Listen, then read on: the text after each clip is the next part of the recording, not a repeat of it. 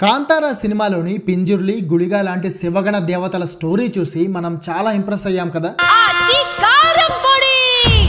అదరగొట్టే కారం రంగు రుచి ఆచి కారం పొడి. అయితే ఆ దేవతలంతా కర్ణాటకకి చెందిన గ్రామ దేవతలు.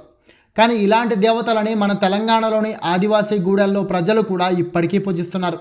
అలాంటి ఆదివాసీ దేవతల్లో ఒకరే పద్మల్ పురికోక.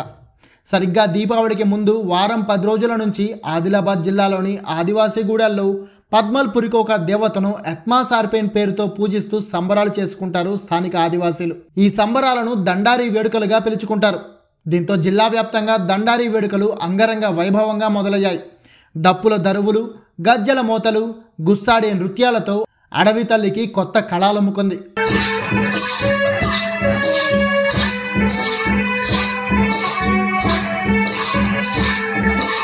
ఆదివాసుల ఆరాధ్య దైవం ఎత్మాసార్పేన్కు చేసే పూజలతో మొదలైన ఈ వేడుక అడవి బిడ్డల తరతరాల సంప్రదాయానికి, ఆచారాలు, వ్యవహారాలు, సంస్కృతికి నిలువెత్తు సాక్ష్యంగా నిలుస్తోంది. ఈ క్రమంలోనే డోంగర్గావ్లో విద్యుత్ కాంతుల మధ్య ఆదివాసులు నిర్వహించిన గుస్సాడే నృత్యాలు అంగరంగ వైభవంగా సాగాయి.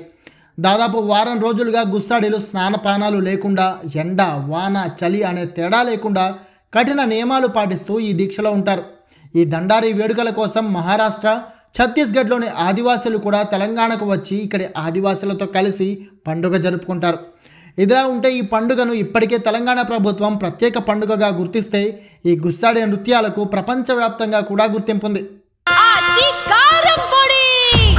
అదరగొట్టే కారం రంగు రుచి ఆచి కారం పొడి.